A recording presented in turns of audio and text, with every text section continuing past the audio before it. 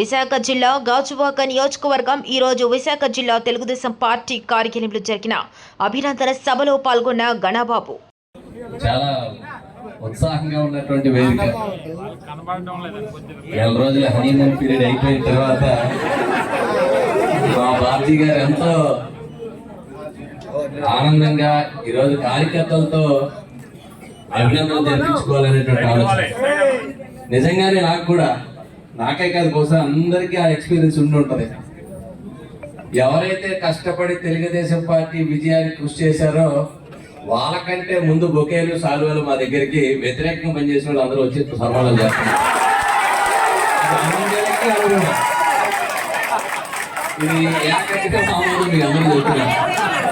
మిమ్మల్ని కూడా తోసేసి వాళ్ళు వచ్చేసి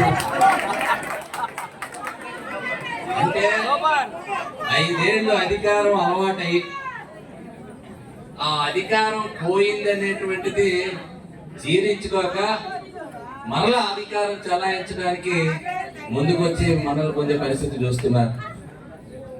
ఈరోజు కార్యకర్తలు ప్రజలు కాదు, ఇప్పుడే చిరంజీవి గారితో చెప్తున్నాను. 3 నెలల క్రితం ఈ రాష్ట్రంలో చదువుకున్న ప్రతి ఒక్కరు కూడా ఈ రాష్ట్రం అధోగతి పాలవుతుంది, చివరికి రాయలసీమ కూడా 3 నెలల క్రితమే తెలుగుదేశం పార్టీ ఎమ్మెల్సీ అభ్యర్థుల్ని నేరుగా బ్యాలెట్ మీద ఓటేసి గెలిపించారు. అందరూ అనుకోవడం ఇది ఎవరు ఊహించని మెజార్టీలు, ఊహించని సీట్లు అంటున్నారు.